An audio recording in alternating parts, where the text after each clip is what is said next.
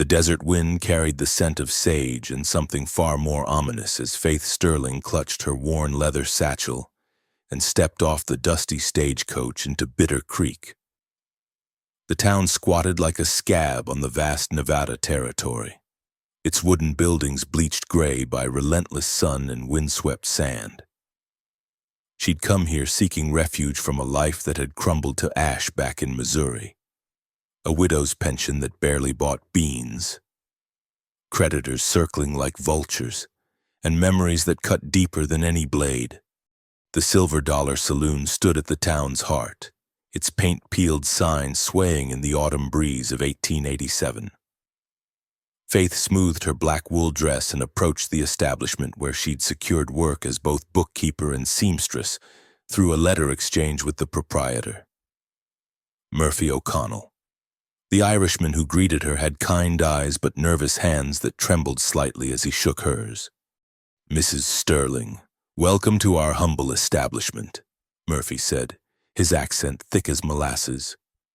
"I trust the journey wasn't too taxing?" "Nothing I couldn't endure, Mr. O'Connell."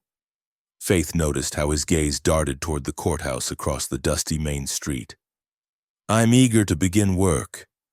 Within her first week, Faith discovered why Murphy's hands shook. The Silver Dollar's ledgers told a story of systematic bleeding, large sums regularly withdrawn under vague entries like territorial improvements and land acquisitions. The amounts were staggering, enough to buy half the territory twice over.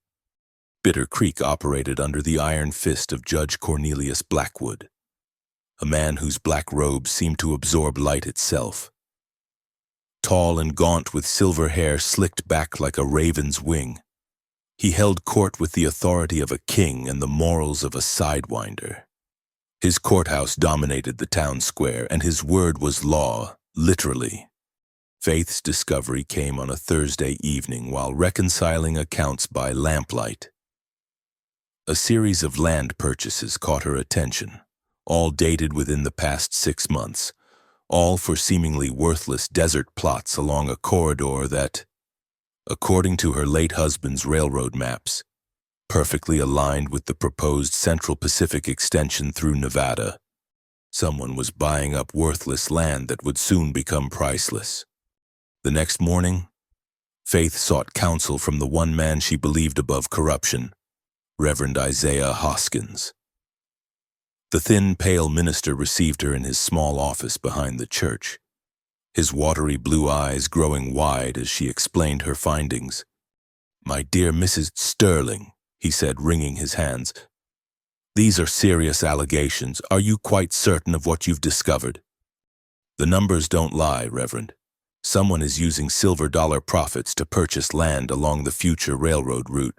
It's fraud on a massive scale." Hoskins nodded gravely. "This matter requires careful consideration. Perhaps you should speak directly with Judge Blackwood. Surely an honest mistake." "No mistake, Reverend. The pattern is too deliberate." "Then we must pray for guidance." His voice carried an odd tremor.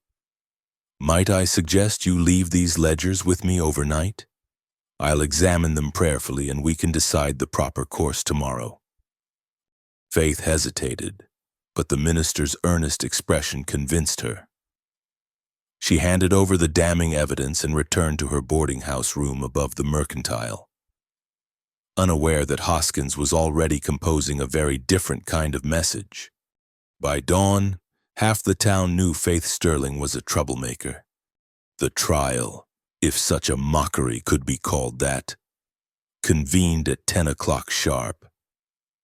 Judge Blackwood's gavel cracked like a rifle shot as Faith found herself dragged before his bench by Sheriff Tom Crockett, a thick-set man whose badge gleamed brighter than his intelligence. "Faith Sterling," Blackwood's voice echoed through the packed courtroom. "You stand accused of theft, fraud, and seditious libel against upstanding citizens of this territory." "What citizens? What theft?" Faith demanded, her voice steady despite the terror clawing at her chest. "Reverend Hoskins has provided evidence of your attempts to falsify Silver Dollar accounts for personal gain." Blackwood continued, producing the very ledgers she'd entrusted to the minister. Furthermore, witnesses report you spreading malicious rumors designed to undermine territorial government. Faith's blood turned to ice as she realized the trap. Hoskins sat in the front row, unable to meet her eyes. Murphy O'Connell was nowhere to be seen, probably locked in his own cellar. I demand to see this evidence examined properly, Faith said. Those ledgers prove— Silence, Blackwood's gavel thundered. The evidence speaks clearly. You've attempted to embezzle funds and cover your crime with wild accusations. Sheriff Crockett discovered additional falsified documents in your room this morning. The fabricated papers appeared as if by magic, bearing her forged signature. The trial proceeded with the efficiency of a slaughterhouse.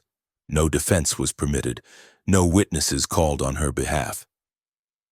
In 37 minutes, Faith Sterling was convicted of grand theft and seditious conspiracy.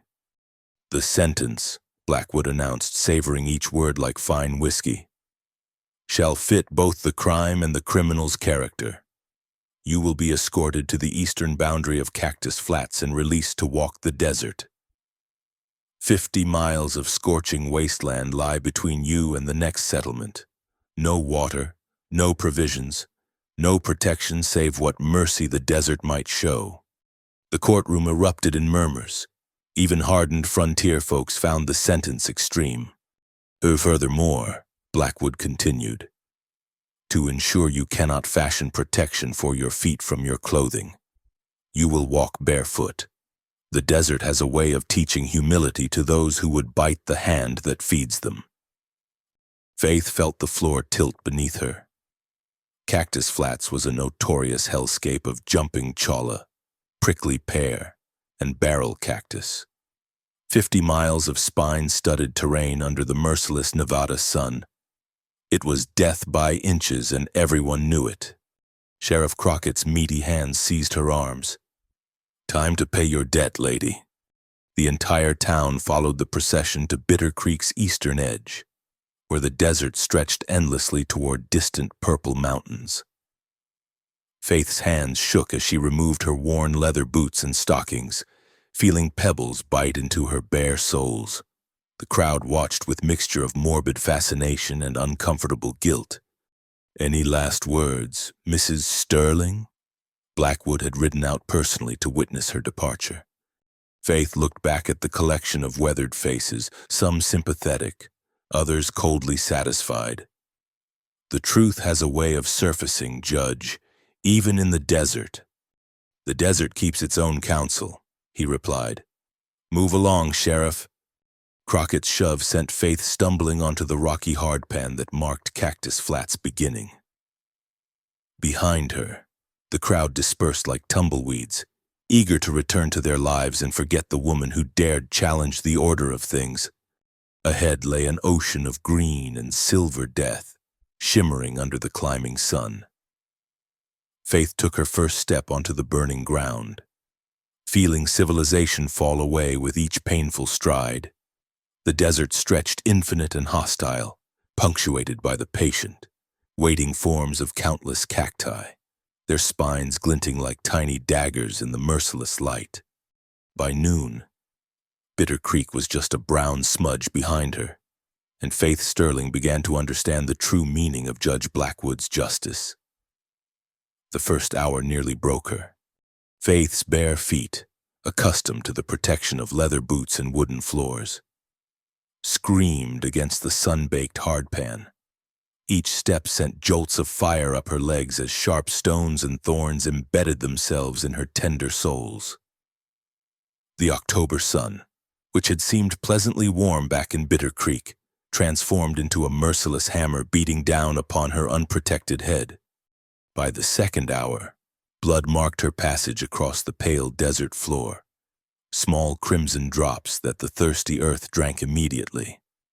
Her black wool dress, appropriate for a respectable widow in civilized society, became a furnace that trapped heat against her skin. Sweat poured from every pore, and she could feel precious moisture evaporating with each labored breath. The landscape stretched endlessly before her, a maze of barrel cacti standing like green sentinels, their curved spines catching sunlight and throwing it back in blinding flashes. Prickly pear sprawled in patches that forced her to detour constantly, adding precious yards to her already impossible journey. And everywhere, the dreaded jumping cholla waited with deceptive innocence, their fuzzy appearance hiding barbed segments that would leap onto clothing or flesh at the slightest contact. Faith learned this lesson when her dress brushed against what appeared to be a harmless cluster of silver-green joints. Instantly, dozens of barbed segments attached themselves to her skirt and petticoat, their spines driving through the fabric to pierce her leg. She spent 20 agonizing minutes pulling them free, each removal leaving bloody puncture wounds and embedded spine tips that would fester in the heat. The pain was constant now, a symphony of suffering that ranged from the sharp stabs of fresh cuts to the deep throb of bruised bones in her feet. Her lips cracked within the first 3 hours, and her tongue began to swell as dehydration set in. The saliva in her mouth turned thick and stringy, making it difficult to swallow. But the physical torment was nothing compared to the psychological assault the desert mounted against her sanity. Mirages began appearing in the 4th hour, shimmering pools of impossible water that danced just beyond reach. Faith found herself stumbling toward these phantom oases, driven by a thirst so intense it overrode all rational thought. Each mirage dissolved as she approached, leaving only more burning stone and hostile plants. The worst came near midday when she saw a perfect lake surrounded by cottonwood trees, their leaves rustling in a breeze she couldn't feel. She ran toward it, ignoring the fresh cuts this opened on her feet, sobbing with relief and hope. The vision held for nearly 100 yards before dissolving into a patch of particularly reflective salt flat, leaving her collapsed and weeping on ground hot enough to fry bacon. The sun reached its zenith and began its slow descent toward the western horizon, but the heat only intensified. The rocks and sand absorbed solar energy all day and now radiated it back like the inside of an oven. Faith's dress clung to her skin, soaked with sweat that no longer cooled her because the air itself had become too hot to provide relief. Hallucinations replaced the mirages as her body approached the limits of human endurance. She began seeing her late husband Samuel walking beside her, his familiar voice offering encouragement. Just a little farther. Faith, you're stronger than they know. But when she turned to respond, only empty desert met her gaze. Her mother appeared next, carrying a pitcher of cool well water and wearing the blue gingham dress she'd been buried in 3 years prior. Drink, child, the phantom urged. But the pitcher always remained just out of reach, no matter how desperately Faith grasped for it. The dead weren't the only visitors in her heat-addled mind. Judge Blackwood materialized periodically, his black robes billowing in windless air, laughing at her struggles. Sheriff Crockett rode alongside on a horse made of shadow, tipping his hat mockingly as Faith stumbled and fell for the 10th time. By late afternoon, Faith had lost all sense of direction. The distant mountains that had served as her compass were now obscured by heat shimmer and her own failing vision. She wandered in loose circles, sometimes retracing her own bloody footprints without realizing it. The 50 miles to safety might as well have been 500. Her feet had become unrecognizable lumps of swollen flesh, cactus spines protruding at odd angles like porcupine quills. Every step left pieces of herself behind, skin, blood, and fragments of embedded thorns. She could no longer feel individual wounds. Her lower legs had become a single mass of burning agony. The wool dress that had marked her as a respectable woman now hung in tatters. Thorn branches had shredded the fabric, and her attempts to remove cholla segments had torn away entire sections. The remaining cloth offered no protection from the sun's rays, which had turned her exposed skin an angry red that would soon blister and peel. As the sun began its descent toward the western peaks, Faith's body finally began to shut down. Her vision narrowed to a tunnel, and she found herself unable to remember why she was walking or where she was going. The pain had become so constant that her nervous system simply stopped processing it, leaving her floating in a strange, disconnected haze. She fell for the final time as shadows began to lengthen across the desert floor. This time, she lacked the strength to rise. The burning ground pressed against her cheek as she lay on her side, watching the sun paint the sky in shades of orange and purple that would have been beautiful under different circumstances. The desert began to prepare for her death with the efficiency of a long-time undertaker. Already, she could hear the distant calls of vultures circling high overhead, their keen eyes having spotted her collapse. Soon, coyotes would catch her scent and begin to gather. By morning, only scattered bones would mark the place where Faith Sterling had dared to challenge the powerful. But as consciousness faded and she prepared to surrender to the inevitable, a new sound reached her failing ears. Something that didn't belong in this place of death and silence. Rhythmic and growing stronger. It cut through the desert's eternal quiet like a lifeline thrown to a drowning woman. The sound of approaching hoofbeats. Faith tried to lift her head, tried to call out, but her voice emerged as nothing more than a cracked whisper. The hoofbeats grew closer, accompanied now by the soft jingle of bridle hardware and the creak of leather.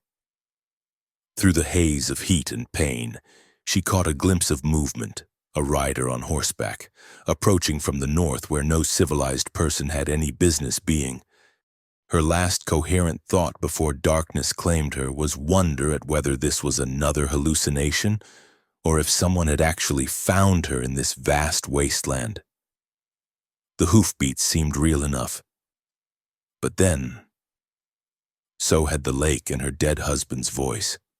As Faith Sterling slipped into unconsciousness on the burning floor of Cactus Flats, the rider drew closer, and the desert held its breath to see whether death or deliverance would claim another victim of frontier justice. The hoofbeats weren't a mirage. Faith's consciousness flickered like a dying candle as strong hands lifted her from the burning ground.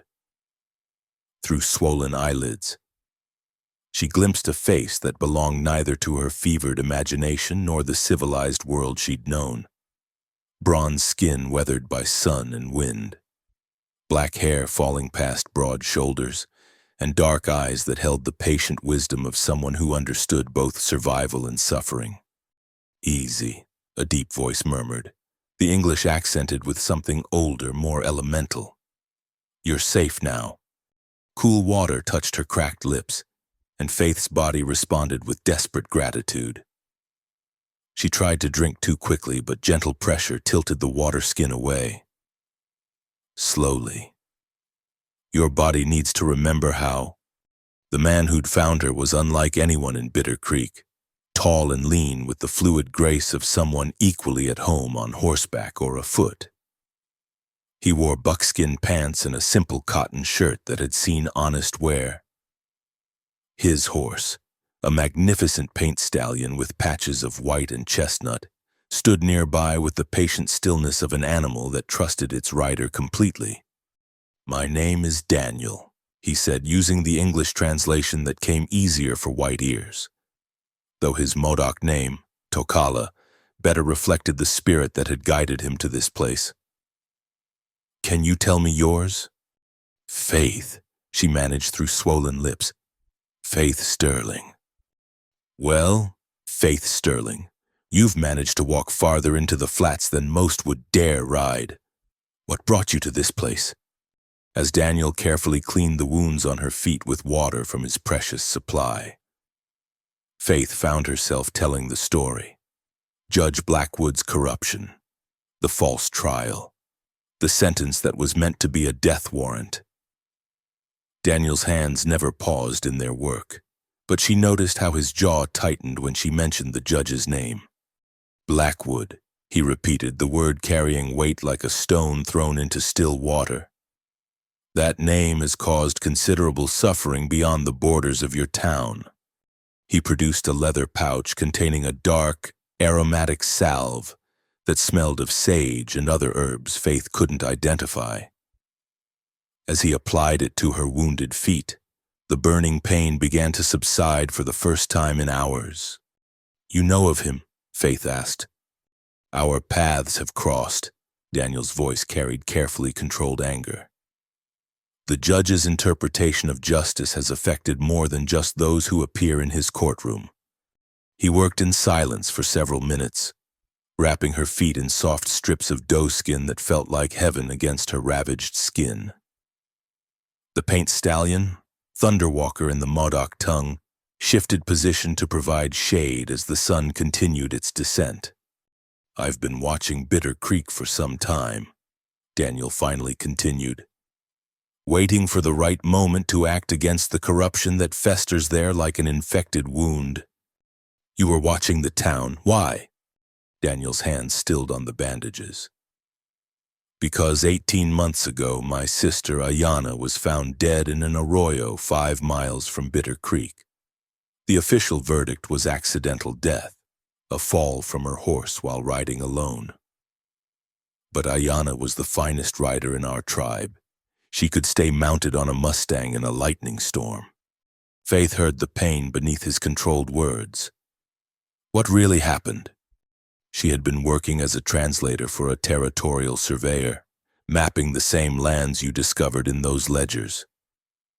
She came to understand what those surveys really meant, which properties would become valuable when the railroad arrived. When she threatened to expose the scheme, she became inconvenient. The implications hit Faith like a physical blow. Blackwood had her murdered. Judge Blackwood was in Sacramento that week, establishing his alibi. But Sheriff Crockett wasn't, and neither were several of his deputies. Ayana's horse was found 2 days later, uninjured and grazing peacefully. She had been struck from behind with something heavy, then thrown into the arroyo to make it appear accidental. Daniel finished securing the bandages and helped Faith sit up against a large boulder that provided blessed shade. The relief of being off her feet and out of direct sunlight was overwhelming. "Why haven't you sought justice through proper channels?" Faith asked. Daniel's laugh held no humor. "Proper channels? In a territory where Blackwood controls the courts, Crockett controls law enforcement, and federal oversight exists only on paper? My sister's death was investigated by the very men who ordered it." He handed her the water skin again, watching carefully to ensure she didn't drink too quickly. "I've spent these months gathering evidence, learning the extent of their operation. But evidence means nothing without someone willing to present it who won't simply disappear in another accident. And now you think I might be that someone? You've already proven willing to stand against corruption, even at great personal cost. Most people in Bitter Creek knew about the irregularities but chose comfortable blindness over dangerous truth." Faith studied his face in the gathering twilight. "There's more, isn't there? This isn't just about your sister or even the land fraud." Daniel was quiet for a long moment, staring out at the desert where shadows were beginning to pool between the cacti. "The railroad route they're securing runs directly through 3 tribal territories. The current treaties guarantee our people compensation and relocation assistance. But if those lands are already privately owned when the railroad arrives, the treaties become worthless," Faith finished. "Your people get nothing. Worse than nothing, they become trespassers on their own ancestral lands, subject to removal without compensation. Blackwood's scheme doesn't just steal money, it destroys entire communities." As full darkness approached, Daniel built a small, nearly smokeless fire using dried chala wood and positioned it in a natural rock depression that would hide the flames from distant eyes. The temperature began to drop with the desert's characteristic suddenness, and Faith found herself grateful for the warmth. "Why did you save me?" she asked as Daniel shared strips of jerky and hardtack from his saddlebags. "You could have gathered your evidence and left me to die. It would have eliminated a potential complication." Daniel fed Thunderwalker from a bag of grain, his movements automatic and caring. "Because leaving you to die would have made me no better than the men we're fighting. And because—" He paused, seeming to weigh his words carefully. "Because sometimes the spirits send exactly the help we need, even when it comes in unexpected forms." Faith felt heat rise in her cheeks that had nothing to do with sunburn. "I'm hardly in a position to help anyone. I can barely walk. I have no money, no influence, and I'm probably wanted for escaping lawful punishment." "You have something more valuable than money or influence," Daniel replied. "You have detailed knowledge of Blackwood's financial operations and the courage to use it. Plus, you're supposed to be dead. That gives us advantages." "Such as?" "A dead woman can move without being watched.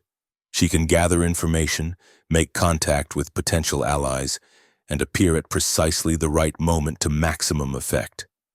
Judge Blackwood believes he's eliminated his problem. His overconfidence will be his weakness." The fire crackled softly between them as Faith considered the proposal. The smart thing would be to ask Daniel to take her to the nearest settlement where she could disappear entirely. Maybe head to California and start over with a new name. But the smart thing would also mean letting Blackwood destroy countless lives while she ran away to save her own skin. "What exactly are you proposing?" she asked. Daniel's smile was the first genuinely warm expression she'd seen since stepping off the stagecoach in Bitter Creek. "A partnership. You provide the inside knowledge of Blackwood's operations and serve as a credible witness who can't be easily dismissed. I provide protection, resources, and connections with people who have their own reasons to see justice done." "What people?" "Tomorrow, if you're strong enough to travel, I'll show you. There are others who've suffered under Blackwood's version of justice. People who've been waiting for the right moment to strike back. Your survival and escape have given us that moment." Faith looked up at the star-filled sky, clearer and more brilliant than any she'd seen from civilized places. Somewhere out there, Judge Blackwood was probably toasting her death with fine whiskey, confident that his secrets had died with her in the desert. The thought kindled a flame of anger that warmed her more than the campfire. "All right," she said finally. "Partners. But I want to understand exactly what we're planning before we commit to anything that might get more innocent people hurt." Daniel nodded approvingly. "Spoken like someone who understands the weight of consequences. Rest now. Tomorrow we begin the real work of seeking justice. Not the corrupted version they practice in Bitter Creek, but the kind that actually balances the scales." As Faith settled against her rock pillow with the blanket Daniel provided, she realized that for the first time since discovering those damning ledgers, she felt something other than fear or despair. She felt purpose, and something else she was afraid to name, the stirring of trust for this quiet man who'd risked his own safety to save a stranger in the desert. The night sounds of the desert surrounded them, the distant call of coyotes, the rustle of small creatures moving through brush, the whisper of wind through stone. But within their small circle of firelight, Faith Sterling felt safer than she had in any civilized town. Tomorrow would bring new dangers and difficult choices. But tonight, she was alive when she should have been dead, and she had an ally when she'd expected to face her enemies alone. It was, she decided, a very good beginning. Dawn came gently to the hidden canyon, filtered through layers of red sandstone that transformed harsh sunlight into something almost cathedral-like. Faith woke to the sound of water, actual water, trickling over rocks somewhere nearby. For a moment, she thought she was still hallucinating, but the cool dampness in the air and the genuine relief in her parched throat told her otherwise. Daniel was already awake, tending to Thunderwalker near a natural spring that emerged from the canyon wall and formed a clear pool before disappearing into the sand. The sight of so much precious water in this desert wasteland seemed miraculous. "How do you feel?" he asked as Faith carefully tested her bandaged feet. "Like I've been trampled by a buffalo herd, but alive." She managed to stand, leaning heavily against the rock wall. "This place is incredible. How did you find it?" "My grandfather showed me when I was 12. He called it the place where earth bleeds water, a sanctuary known only to our family." Daniel helped her to the spring's edge. "The railroad surveyors haven't found it yet, though they've been close. When they do, it will become another asset to be bought, sold, and controlled." Faith knelt carefully and cupped the clear water to her face, feeling life flow back into her desert-ravaged skin. "You're taking an enormous risk bringing me here. Trust requires risk, and right now, trust is the only weapon we have against people with money, power, and unlimited cruelty." As Faith drank her fill and Daniel prepared a simple breakfast of cornmeal mush and coffee, he began explaining the scope of what they faced. Using a stick to draw in the sandy ground, he outlined Bitter Creek and the surrounding territory. "The land purchases aren't random," he said, marking X's at specific locations. "They form a corridor that will give Blackwood's consortium control over water rights, mineral claims, and transportation access for a 100-mile stretch. When the railroad arrives, they'll own everything needed to service it, and everyone who wants to use it will pay their prices." Faith studied the crude map, her bookkeeper's mind quickly grasping the implications. "It's brilliant, in a completely ruthless way. They're not just stealing land. They're positioning themselves to control the entire regional economy." "Exactly. And the beauty of it is that it's all technically legal. They're using existing territorial laws in the court system to legitimize what amounts to the largest theft in Nevada history. But surely there are federal oversight mechanisms." Daniel's bitter laugh cut her off. "Federal oversight requires federal interest, and federal interest requires either significant political pressure or clear evidence of crimes that can't be ignored. Blackwood has been very careful to ensure neither exists." He pointed to markings representing the 3 tribal territories. "Our complaints are dismissed as the grumblings of savages who don't understand civilized law. White settlers who've been cheated are intimidated into silence or simply disappear. And the few honest officials who might intervene are either bought off or transferred to assignments far from Nevada." Faith felt the magnitude of the conspiracy settling over her like a heavy blanket. "How can we possibly fight something this entrenched? We're talking about dismantling a system that has the law, the courts, and local enforcement all working together, by doing what they least expect, using their own methods against them. Blackwood's strength comes from operating in shadows, using fear and isolation to prevent his victims from coordinating resistance. But you've given us something he can't plan for. A dead woman with inside knowledge. More than that, you're a credible witness with detailed financial evidence who has personal experience of Blackwood's methods. Your testimony alone could bring federal attention, especially if it's supported by other evidence we've been gathering." Daniel rose and moved to his saddlebags, retrieving a leather portfolio that looked incongruously official in this wild setting. "I haven't been idle these past 18 months. Every suspicious death, every forced land sale, every instance of judicial corruption, I've documented what I could, but Faith examined the papers with growing amazement. Maps, witness statements, financial records copied from various sources, and detailed timelines of suspicious events. This is incredible work, but how did you get access to all this information? Invisibility has its advantages. People don't notice an Indian moving through their world, especially one who knows how to look like he belongs. I've worked as a translator, a guide, a laborer, always listening, always watching. And this Murphy O'Connell you mentioned, the saloon owner, where does he fit? Daniel's expression grew thoughtful. Murphy is complicated. He's definitely being used by Blackwood, probably through threats against his family back in Ireland. But I believe he's fundamentally decent, just trapped in an impossible situation. Could he be turned into an ally? Possibly, if we could guarantee his safety and that of his family. The Silver Dollars books contain the most complete record of the money laundering operation, and Murphy would be a compelling witness if he could be convinced to testify. Faith stood carefully and walked to the canyon wall, where ancient pictographs told stories and symbols her modern mind couldn't fully grasp. What about physical evidence? Papers? Correspondence?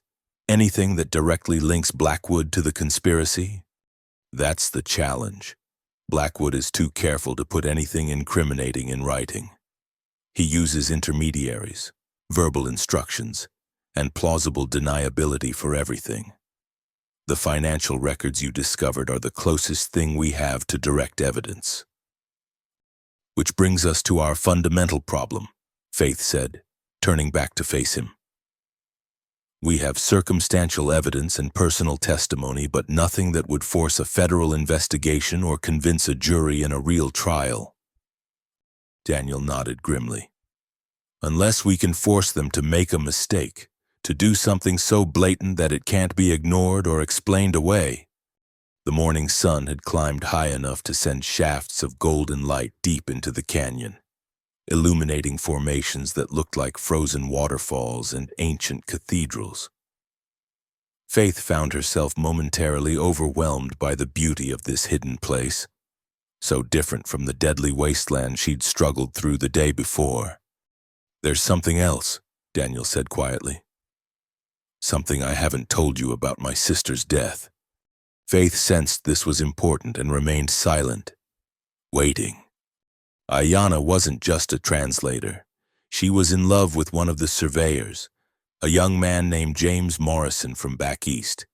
He was honest, idealistic, and horrified when he realized what the survey work was really for. What happened to him? He disappeared 3 days before Ayanna was killed. Officially, he abandoned his position and left the territory. But his personal belongings were found in his hotel room, including a letter to his mother that he'd never sent and a pocket watch that had belonged to his father. Faith felt ice forming in her stomach. They killed him too, almost certainly. But unlike Ayanna's death, Morrison's disappearance was too clean, too convenient. If we could find evidence of what really happened to him, his body, witnesses, anything, it might provide the leverage we need. Do you have any idea where to look? Daniel was quiet for a long moment, staring at the spring where water continued its ancient work of carving beauty from stone. There are stories. Places in the deep desert where things are buried that weren't meant to be found. My grandfather knew some of those places. Stories might not be enough. No, but they're a starting point. And we have one advantage that Morrison and Ayanna didn't. Which is? They fought alone and were not going to... Faith felt a stirring of something she hadn't experienced since Samuel's death. The sense of being part of something larger than herself. Something that mattered beyond her personal survival. Who else is involved? Tomorrow, if you're strong enough for a longer ride, I'll show you. There's a gathering planned, people who've all suffered under Blackwood's version of justice and are ready to do something about it. The rest of the day passed quietly as Faith's body continued to heal and her mind processed everything Daniel had revealed. They talked about tactics, potential allies, and the enormous risks involved in challenging such entrenched corruption. But underneath the strategic discussions, Faith found herself increasingly aware of the man himself, his careful competence, his deep sense of justice, and the way he moved through the world with quiet confidence. As evening approached and Daniel prepared their simple meal, Faith realized she was facing a choice that went beyond the immediate question of seeking justice. She could ask him to take her to safety, to help her disappear and start over somewhere far from Nevada.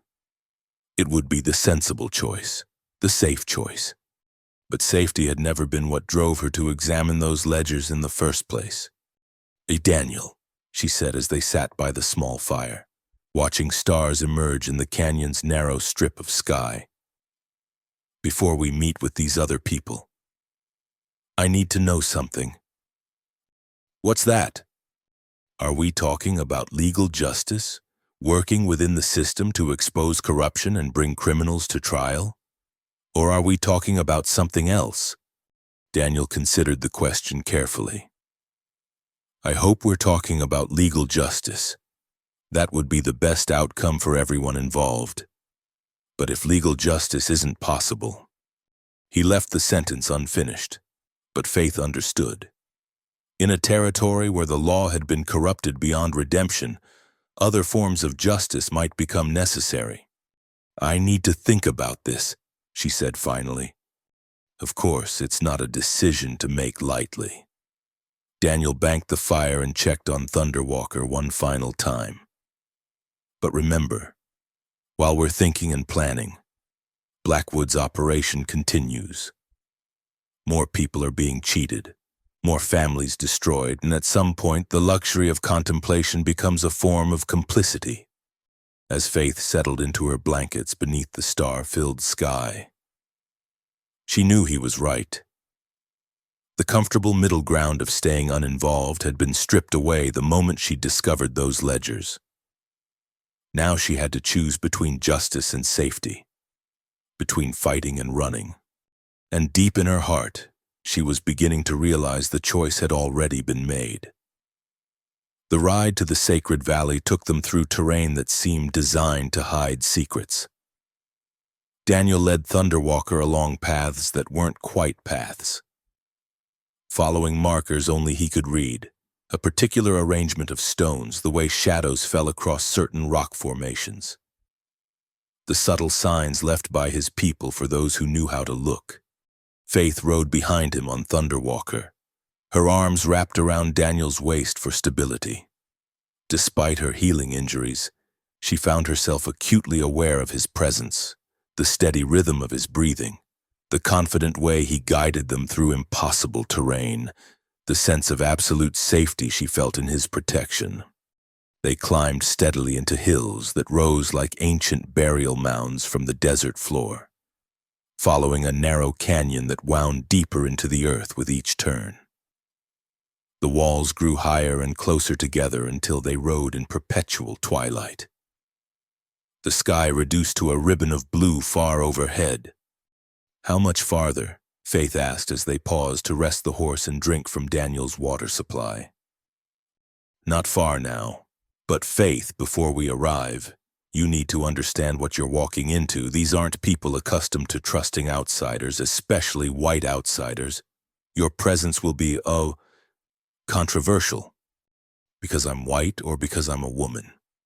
Oh, both, but mostly because trust has been a luxury my people can't afford. Too many promises have been broken.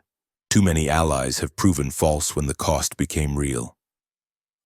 They resumed riding, and within an hour the canyon opened into a hidden valley that took Faith's breath away. Towering red cliffs formed natural walls on three sides, while a clear stream meandered through stands of cottonwood and willow.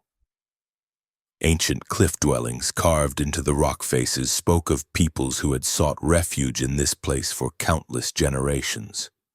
But it was the gathering in the valley's center that truly captured Faith's attention.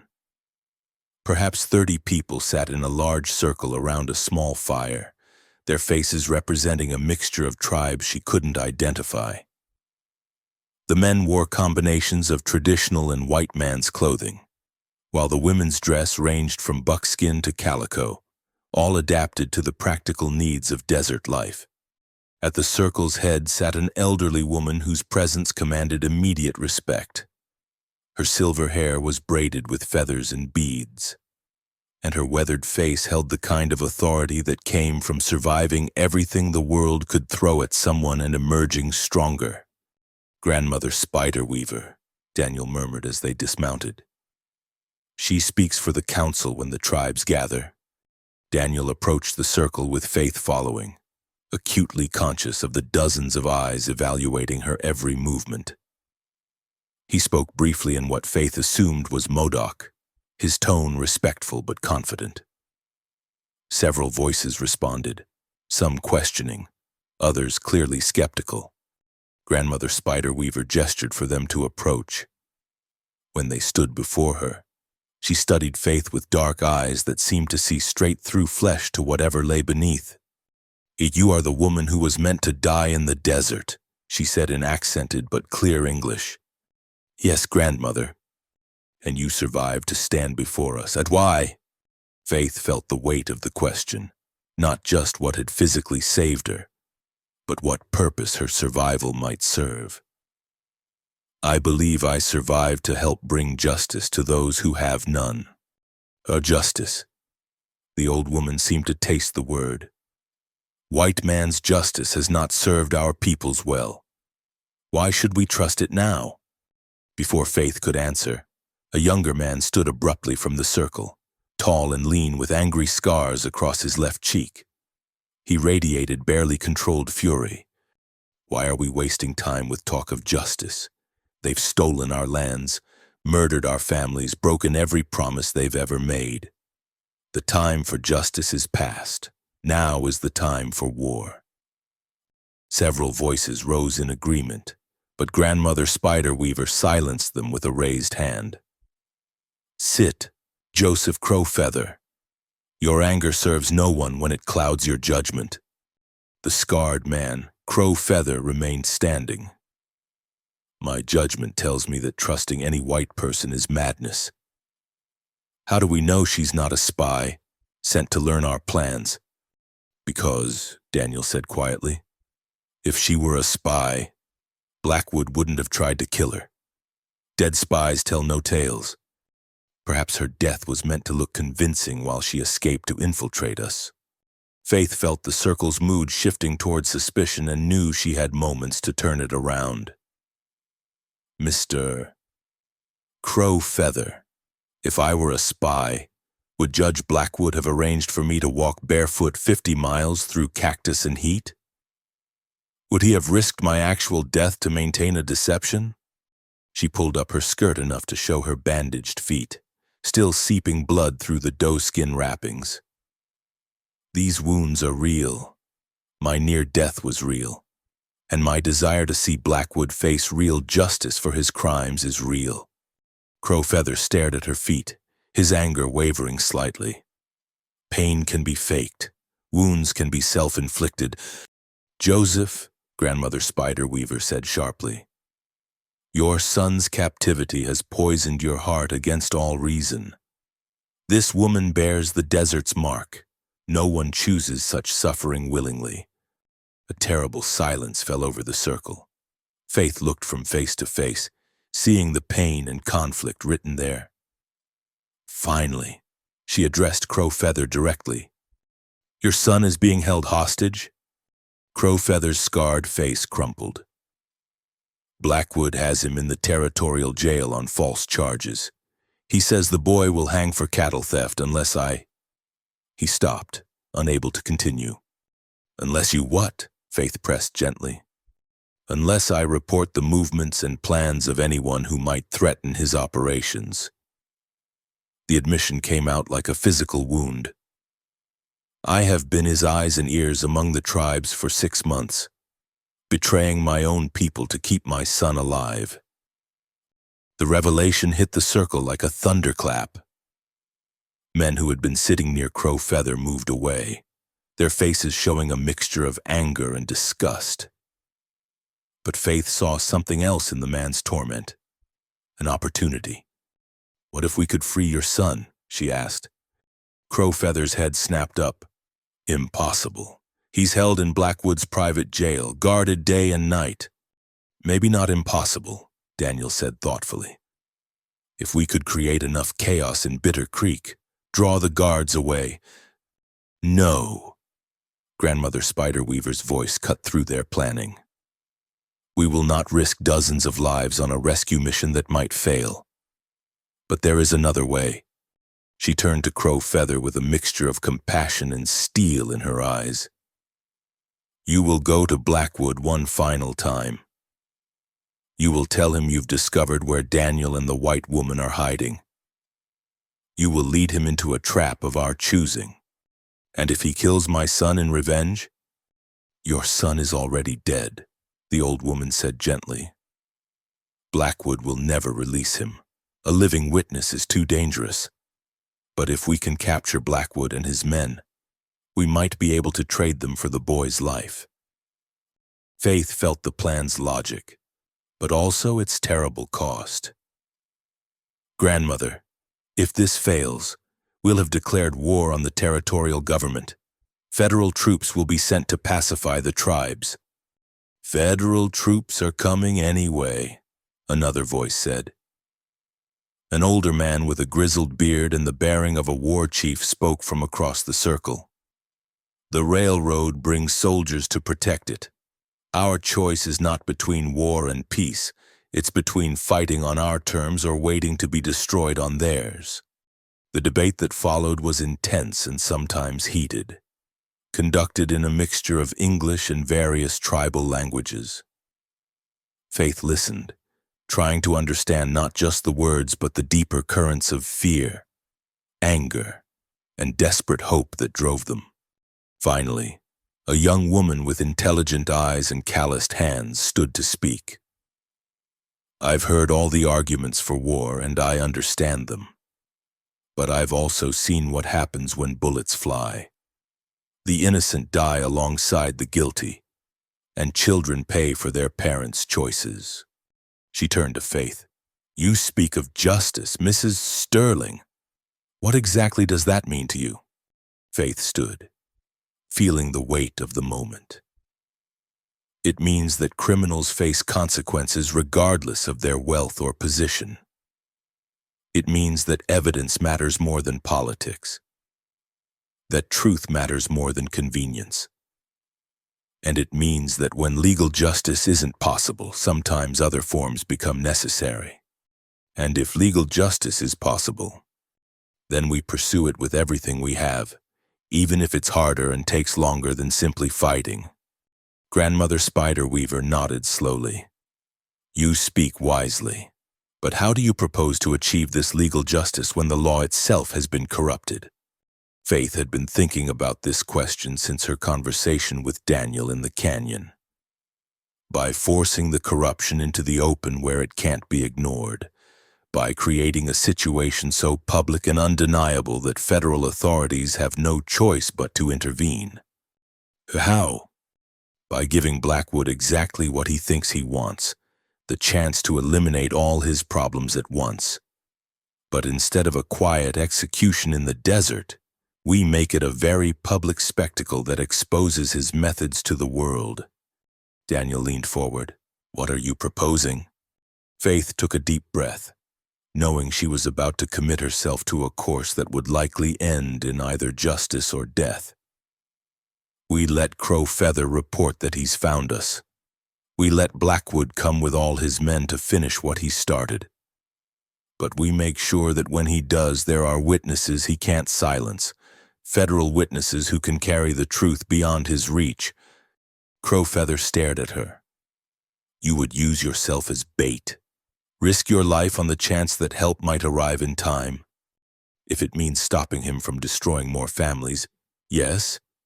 The circle fell silent as they contemplated the audacity and danger of the plan. Finally, Grandmother Spiderweaver spoke. It is a plan worthy of Coyote, clever, dangerous, and likely to surprise everyone involved. But it requires perfect timing and absolute trust among people who have little reason to trust anyone. She looked around the circle, meeting each person's eyes. All in favor of trying the white woman's plan before we resort to war? Hands rose slowly around the circle, not all of them, but enough. Crowfeather was the last to raise his hand, his face tortured with conflicting loyalties. "Then it's decided," the old woman said. "May the spirits guide us all, because if this fails, it will be the last decision this council ever makes." As the formal meeting dissolved into smaller planning groups, Faith found herself both exhilarated and terrified. She had just committed to using herself as bait in a trap that might save dozens of lives, or might simply add her name to the list of Blackwood's victims. But looking around at the faces of people who had chosen to trust her despite every reason not to, she knew it was the right choice. Now they just had to make it work. The plan took shape over 3 days of careful preparation, each detail discussed and refined until everyone understood their role in the dangerous gamble ahead. Faith found herself at the center of a web of coordination that stretched far beyond the hidden valley, involving people and resources she hadn't known existed. The key to everything was timing. Crowfeather would return to Bitter Creek and report to Judge Blackwood that he'd discovered Faith and Daniel hiding in ruins near Apache Springs, 20 miles southeast of town. The location was carefully chosen, remote enough to seem believable as a hideout, but accessible enough for a large group to reach quickly. While Blackwood prepared his expedition, other elements would move into position. A rider was already racing north toward Carson City with urgent messages for federal authorities, carrying copies of the evidence Daniel had gathered and Faith's detailed account of the corruption in Bitter Creek. Whether that rider would reach sympathetic ears in time remained uncertain, but it was their only hope of legal resolution. "The messenger is Thomas Bridger," Daniel explained as he checked his rifle one final time. "He's a scout for the Army and knows every trail between here and the capital. If anyone can get through, it's him." Faith watched him work, noting the careful way he cleaned each weapon and checked his ammunition supply. "Do you really think federal help will arrive in time?" "Honestly, probably not. Federal bureaucracy moves slower than desert tortoises, and even urgent messages take time to work through proper channels. We're more likely to be on our own when Blackwood arrives." The sobering truth hung between them as they made final preparations. The tribal council had voted to support the plan, but with realistic expectations about the odds of survival. They would position themselves strategically around Apache Springs, ready to intervene if the situation turned violent. But they couldn't guarantee Faith's safety if things went wrong. "There's still time to change your mind," Daniel said quietly as they prepared to leave the valley. "No one would blame you for choosing survival over justice." Faith adjusted the pistol belt Daniel had given her, trying to find a comfortable position for the unfamiliar weight. "Would you change your mind if you were in my position?" "That's different. This is my fight, my sister, my people." "No, it's not different. Blackwood's corruption has hurt everyone who values truth and fairness. Maybe I'm not Modoc, but I'm still human, and humans have a responsibility to stand up to evil when they encounter it." Daniel's smile was warm with approval and something deeper.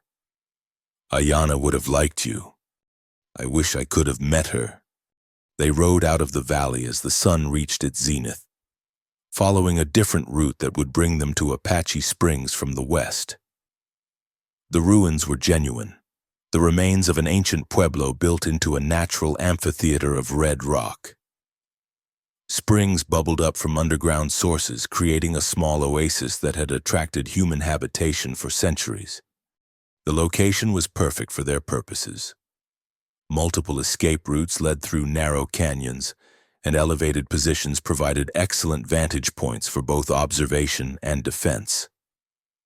More importantly, the open central area would force any confrontation to occur in full view of hidden witnesses.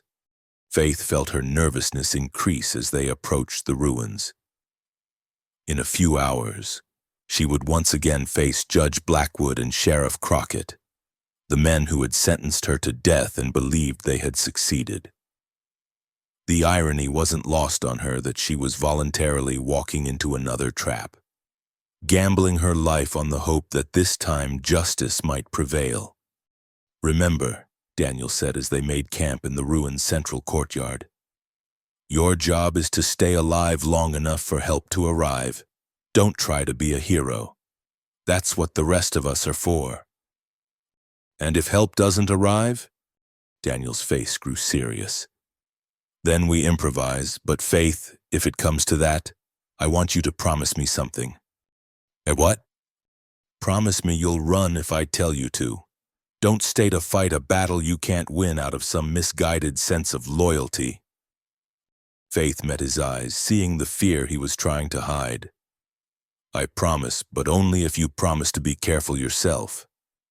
I didn't survive the desert just to watch you get yourself killed playing protector." Their hands touched briefly, a moment of connection that spoke more than words could express. Then Daniel was moving again, checking sight lines and escape routes with professional thoroughness. As afternoon faded into evening, they settled into their roles. Faith made herself visible from multiple angles, building a small fire and moving around the camp in ways that would be easily spotted by approaching scouts. Daniel positioned himself in the ruins above, invisible but close enough to intervene quickly if needed.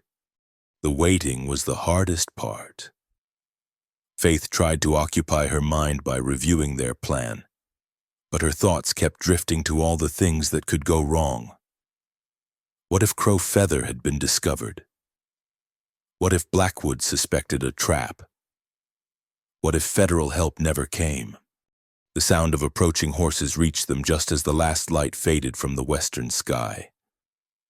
Faith's heart hammered against her ribs as she forced herself to remain calm, moving around the fire as if unaware of the danger closing in. Daniel's voice drifted down from the ruins, barely audible. 12 riders. Crockett's in the lead with Blackwood beside him. They're confident. No advanced scouts. No careful approach. Faith nodded slightly to show she'd heard, then continued her performance of innocent vulnerability. She could hear the horses now, their hoofbeats echoing off the canyon walls as they approached the ruins. "Well, well," Sheriff Crockett's voice carried across the darkness as the riders emerged into the firelight. "If it isn't our escaped prisoner." Faith turned to face them, letting fear show in her expression while keeping her hand near the concealed pistol. "Sheriff Crockett, Judge Blackwood. I can't say I'm surprised to see you." Blackwood dismounted with theatrical dignity, his black coat making him look like a carrion bird in the flickering light. "Mrs. Sterling, you've led us quite a chase. Though I must admit, your survival speaks well of your resourcefulness." "Resourcefulness had nothing to do with it. I was saved by someone with a stronger sense of justice than anything I've seen in Bitter Creek." "Ah, yes, your Indian friend." Blackwood's eyes scanned the ruins above. "Mr. Daniel Running Bear, isn't it? Please join us. There's no point in skulking in the shadows." Faith's blood chilled. Somehow, Blackwood knew more than they'd anticipated. But Daniel's voice came from a different location than where she'd last seen him. Calm and controlled. "I'm comfortable where I am, Judge, though I appreciate the invitation." Crockett drew his gun, and his deputies followed suit. "Come down now, or we'll smoke you out." "I don't think so." Daniel's rifle appeared at the edge of the ruins, trained on Blackwood. "But please, continue with whatever speech you've prepared. I'm curious to hear how you justify attempted murder." Blackwood actually laughed. "Murder? My dear fellow, Mrs. Sterling was lawfully sentenced for her crimes. The fact that she survived her punishment doesn't invalidate the court's judgment. What about James Morrison? Faith asked, watching Blackwood's face carefully. What was his crime? For the first time, she saw genuine surprise flicker across the judge's features. I'm afraid I don't know anyone by that name. The surveyor who was working with your sister. Faith continued, addressing Daniel but keeping her eyes on Blackwood. The one who discovered what the land surveys were really for. Ah. Blackwood's composure returned. You've been quite thorough in your investigations. Yes, Mr. Morrison became inconvenient, as did his Indian lover. Regrettable, but necessary. The casual admission of murder hung in the air like a physical weight. Faith felt sick, but also vindicated. They finally had a direct confession. Regrettable, Daniel's voice carried deadly calm. My sister's name was Ayanna, and she was worth a dozen of you. I'm sure she was charming, but sentiment has no place in business, and this is all business, I assure you. Crockett shifted impatiently. Enough talk. We came here to finish what we started. Indeed we did. Blackwood drew a small pistol from his coat. Mrs. Sterling, you've caused me considerable inconvenience, but I'm prepared to offer you a choice. What kind of choice? Join us. Your bookkeeping skills are quite impressive, and I could use someone with your attention to detail. Work for me, and you'll live very comfortably. Faith stared at him in disbelief. You're offering me a job after trying to kill me? Business is business. Personal feelings are irrelevant. And if I refuse? Blackwood's smile was cold as winter wind. Then you'll discover that the desert isn't the only place where inconvenient people can disappear. Faith looked around at the circle of armed men, all with their weapons trained on her. Above them, Daniel remained hidden but outnumbered. The federal help they'd counted on was nowhere to be seen. I need time to think, she said finally. Time is a luxury we can't afford, Blackwood replied. Choose now, Mrs. Sterling. Join us or join your surveyor friend in whatever grave holds his bones. Faith's hand moved slowly toward her concealed weapon, knowing she might only get one chance. But before she could draw, new voices echoed from the canyon entrance. Voices speaking with authority and backed by the jingle of military equipment. This is Marshal Harrison Wade of the federal court. You're all under arrest. The transformation in Blackwood's demeanor was instantaneous. The confident predator became a cornered animal, his eyes darting wildly as he tried to process this new threat. But Faith felt only relief flooding through her as she realized their desperate gamble had actually worked. Help had arrived just in time. The canyon erupted into chaos as Marshal Harrison Wade's voice echoed off the stone walls. Federal troops emerged from concealed positions along the rim, their rifles glinting in the firelight as they took aim at Blackwood's men below. But Judge Blackwood hadn't survived decades of frontier politics by surrendering easily. You have no jurisdiction here, Marshal, Blackwood called out, his voice steady despite the desperate situation. This is territorial business, conducted under lawful authority. Wade stepped into the firelight, a tall man with iron-gray hair and the weathered face of someone who'd spent years enforcing federal law in hostile territory. Behind him came a woman who made Faith's heart leap with recognition, Dr. Margaret Whitmore, the territorial physician from Carson City, whose reputation for integrity was legendary throughout Nevada. Dr. Whitmore, Faith called out. How did you— Your messenger reached us yesterday evening, the doctor replied, her keen eyes taking in the standoff. Along with some very interesting documentation about deaths in this region that warrant federal investigation. Sheriff Crockett's gun wavered as he realized the trap they'd walked into.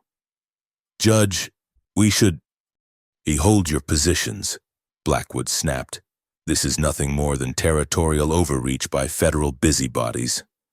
But Marshal Wade was already reading from an official document, his voice carrying the weight of Washington authority. Judge Cornelius Blackwood, you are under federal arrest for conspiracy to defraud the United States government, violations of territorial trust law, and conspiracy to commit murder in furtherance of said fraud. This is preposterous. I demand to see your warrant. Wade held up the papers. Signed by Federal Judge Harrison Clark in Carson City, based on evidence provided by Thomas Bridger and corroborated by territorial physician Dr. Whitmore's investigation into suspicious deaths in your jurisdiction.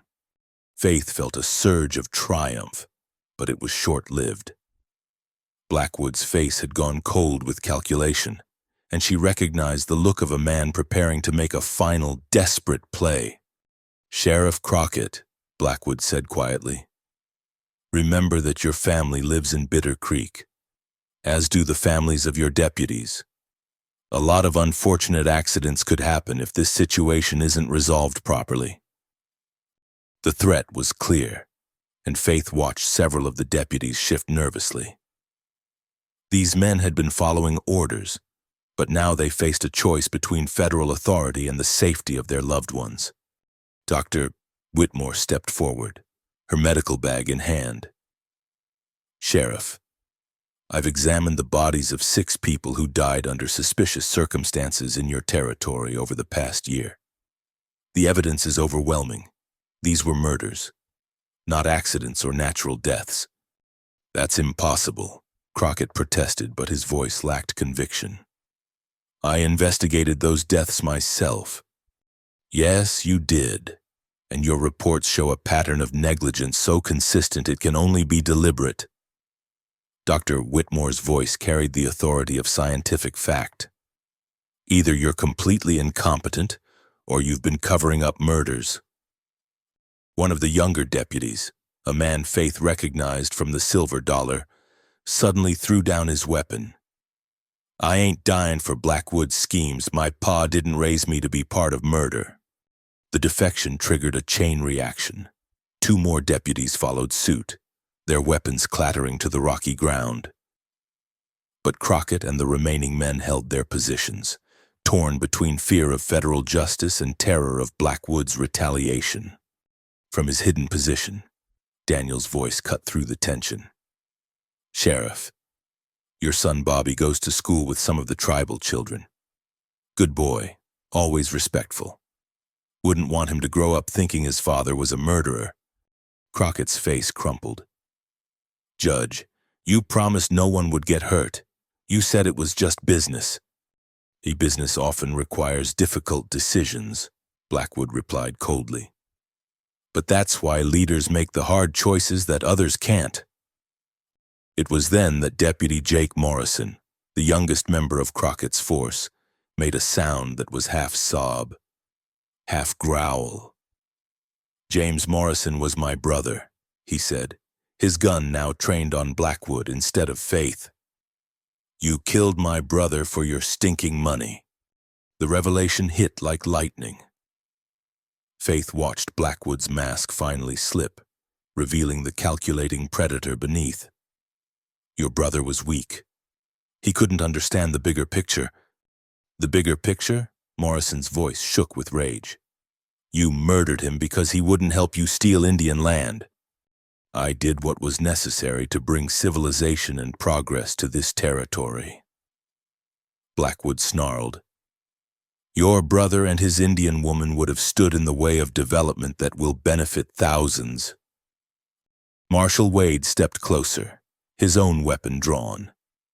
Judge Blackwood, you're making this worse for yourself with every word.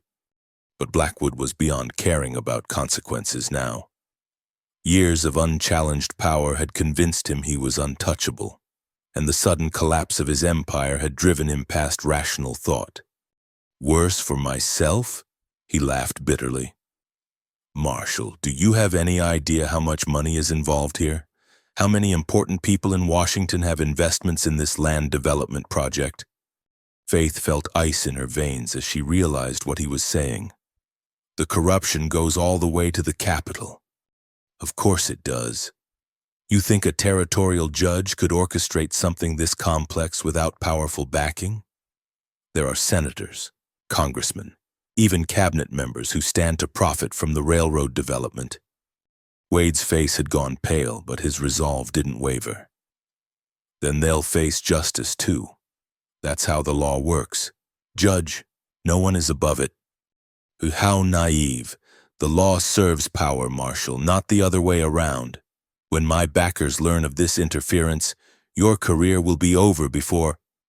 The sound of a rifle shot echoed through the canyon, but it hadn't come from any of the federal troops.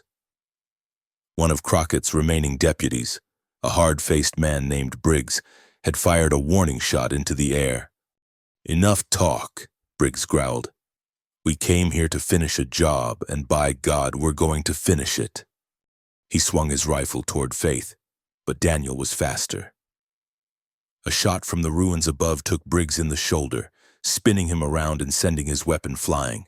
Instantly, the canyon erupted in gunfire as the situation collapsed into violence. Faith threw herself behind the nearest boulder as bullets whined off stone around her. Above, she could see muzzle flashes from Daniel's position as he engaged Crockett's men. The federal troops were returning fire from the rim, but they were trying not to hit their own people in the crossfire below. Dr. Whitmore had taken cover behind a large rock near Faith, her medical bag clutched protectively. "Are you injured?" she called out during a lull in the shooting. "Not yet," Faith replied, drawing her pistol and checking the chambers. "But this wasn't part of the plan. Plans rarely survive contact with desperate criminals," the doctor replied grimly. The firefight continued for several minutes, the canyon filled with smoke and the deafening echoes of gunshots. But gradually, the superior numbers and positioning of the federal forces began to tell. One by one, Crockett's deputies were either wounded or surrendered, until only the sheriff and Judge Blackwood remained in defensive positions near the ruins. "Crockett," Marshal Wade called out. "This is over. Surrender now and we can work out terms." "What terms?" Crockett shouted back. "You'll hang me anyway." "Maybe not. Cooperation with federal authorities goes a long way in sentencing." Faith could see the sheriff wavering, torn between loyalty to Blackwood and the reality of their hopeless situation. But Blackwood made the decision for him. "Thomas," the judge said quietly, using Crockett's first name for perhaps the first time in years. "Your family." The reminder of what failure would cost broke the sheriff's last resistance. He stepped out from cover, his hands raised. "I surrender. But Judge, this has gone too far. Too many people have died for your schemes." Blackwood watched his last ally abandon him with cold fury. "Coward," he spat. "You'll regret this betrayal." "No," Crockett replied sadly. "I regret not stopping you months ago." With the sheriff's surrender, only Blackwood remained defiant. But he was alone now, trapped in the ruins with federal troops surrounding him and no hope of escape. "I Judge Blackwood," Wade called out. "Come out with your hands visible, and it's over." For a long moment, silence filled the canyon. Then Blackwood's voice echoed from the ruins, carrying a strange mixture of defeat and defiance. "Yes, Marshal, I suppose it is." He emerged slowly, his hands raised but his bearing still dignified despite the circumstances. Even in defeat, he carried himself like a man accustomed to command. As federal troops moved in to secure the prisoners, Faith finally allowed herself to breathe. The immediate danger was over, but she knew the larger battle was just beginning. Blackwood's revelation about corruption in Washington meant that this case would become a federal investigation of unprecedented scope. Daniel appeared at her side, his rifle still in hand but his expression relieved. "Are you hurt?" "I'm fine. Scared, but fine." She looked at the prisoners being secured by federal troops. Do you think it's really over? The shooting is over, Daniel replied, but Blackwood was right about one thing. This corruption reaches far beyond Bitter Creek. Bringing down the entire network will take time. Dr. Whitmore approached them, dusting off her skirt. Mrs. Sterling, your testimony will be crucial in the coming trials. Are you prepared for that responsibility? Faith looked around the canyon where justice had finally caught up with Judge Blackwood's corruption. I'm prepared for whatever it takes to make sure this never happens again. As federal troops led the prisoners away and the canyon slowly returned to silence, Faith realized that her ordeal in the desert had led to something far more important than her own survival. It had led to the beginning of real justice in a land that had almost forgotten what the word meant. The federal courthouse in Carson City had never seen anything like the Blackwood trials. For 3 months, witnesses streamed through its doors: tribal representatives, territorial officials, railroad surveyors, and ordinary citizens who had suffered under the corrupt system that had infected Nevada territory like a disease. Faith found herself at the center of it all, her detailed knowledge of the financial records making her the prosecution's star witness. Day after day, she sat in the witness chair, methodically explaining how money had been laundered through the silver dollar, how land purchases had been coordinated with inside information about railroad routes, and how the entire scheme had been designed to defraud both the federal government and tribal nations. Mrs. Sterling, the federal prosecutor asked during her 3rd day of testimony, in your professional opinion as a bookkeeper, could these financial irregularities have been accidental? Faith looked across the courtroom at Judge Blackwood, who sat at the defendant's table with the dignity of a man who still believed himself above the law. No, sir. The pattern was too consistent, too carefully orchestrated. Someone with extensive knowledge of both territorial law and federal regulations designed this system. And based on your observations in Bitter Creek, who had that level of knowledge and authority? Judge Blackwood was the only person with both the legal expertise and the political power to make this work. The defense attorney, a silver-haired man from San Francisco, rose for cross-examination. Mrs. Sterling, isn't it true that you were convicted of theft in Judge Blackwood's court? Yes, but... And isn't it true that your testimony today is motivated by revenge against the man who lawfully sentenced you? Faith met his eyes steadily. Sir, if my sentence had been lawful, I wouldn't be alive to testify. Judge Blackwood ordered me to walk barefoot through 50 miles of desert without water or supplies. That wasn't justice. It was attempted murder. Dr. Margaret Whitmore's medical testimony about the suspicious deaths proved even more damaging to the defense. She had exhumed and examined 6 bodies, finding evidence of violence in cases that had been ruled accidental or natural deaths. The victim, identified as James Morrison, she testified, died from a blow to the skull consistent with a heavy, blunt instrument. The fracture pattern indicates he was struck from behind while in a kneeling or prone position. And the young Modoc woman, Ayana, similar cause of death, but with additional evidence of restraint, rope burns on her wrists and ankles. She was tied up before being killed. The courtroom was silent as Dr. Whitmore described the systematic murder of anyone who threatened Blackwood's operation. Even the hardened federal marshals looked shaken by the clinical recitation of violence. But perhaps the most powerful testimony came from an unexpected source. Murphy O'Connell, the Silver Dollar's owner, had initially been arrested as a co-conspirator. However, Marshal Wade's investigation revealed that Murphy had been coerced into cooperation through threats against his elderly parents in Ireland. I never wanted any part of it, Murphy testified, his Irish accent thick with emotion. But Judge Blackwood, he showed me letters from men in Ireland who knew where my ma and da lived. Said terrible accidents could happen to old folks if their son in America wasn't cooperative. The federal prosecutor leaned forward. Mr. O'Connell, did Judge Blackwood ever explicitly threaten your parents? Not in so many words, but he made it clear that my cooperation wasn't optional. When a man has the power of life and death in a territory, you don't need explicit threats to understand the consequences of disobedience. The trials revealed the full scope of the conspiracy, reaching into the territorial government and, as Blackwood had claimed, all the way to Washington. Several senators and congressmen found themselves under federal investigation, though proving their involvement would take years of additional legal work. Most satisfying to Faith was the testimony of Joseph Crow Feather, who appeared on the final day to confirm the release of his son from the territorial jail. The young man stood beside his father, healthy and free, as Crow Feather recounted his forced cooperation with Blackwood's surveillance network.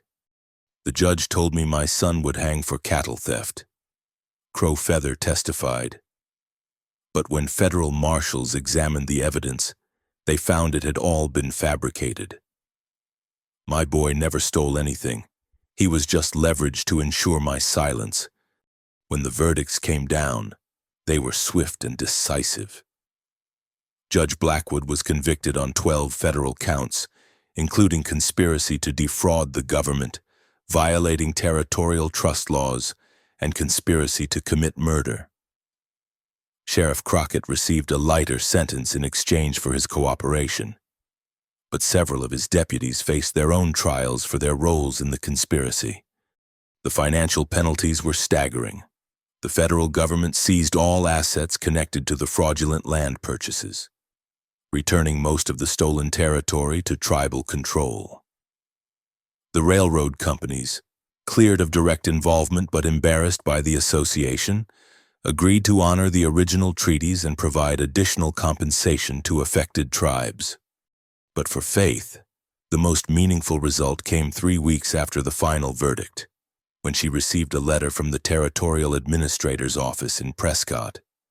Mrs. Sterling, the letter read, based on your exemplary service in exposing corruption in territorial administration, you are hereby offered the position of Territorial Inspector for Anti-Corruption Enforcement, with authority to investigate suspicious activities in any territorial jurisdiction. Your salary will be commensurate with the important nature of this work, and you will have the full backing of federal law enforcement. Faith read the letter twice, hardly believing what she was seeing. From a woman condemned to die in the desert, she had become a federal law enforcement officer with the power to prevent others from suffering as she had. She found Daniel outside the Carson City courthouse, tending to Thunderwalker near the hitching posts. The months of trials had been hard on both of them, long days in stuffy courtrooms, constant pressure from defense attorneys trying to discredit their testimony, and the stress of reliving the traumatic events over and over. It's over, she said, showing him the letter. The trials are finished, and they're offering me a job. Daniel read the letter, his face breaking into the first genuine smile she'd seen in weeks. Territorial Inspector, that's quite a promotion from bookkeeper. They're offering you something too, a position as Tribal Liaison Coordinator, working with the territorial government to ensure treaty compliance. Daniel's eyebrows rose. They told you about that? Marshal Wade thought we might want to work together, given how well we collaborated during the investigation. They stood in comfortable silence, watching the bustle of Carson City's main street.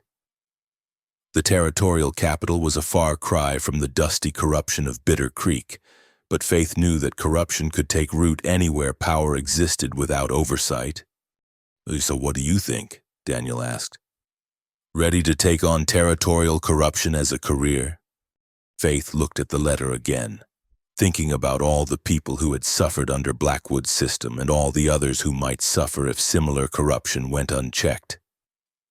I think it's exactly what I want to do, but only if you're willing to be my partner in this work. Partners, Daniel repeated, testing the word. I like the sound of that.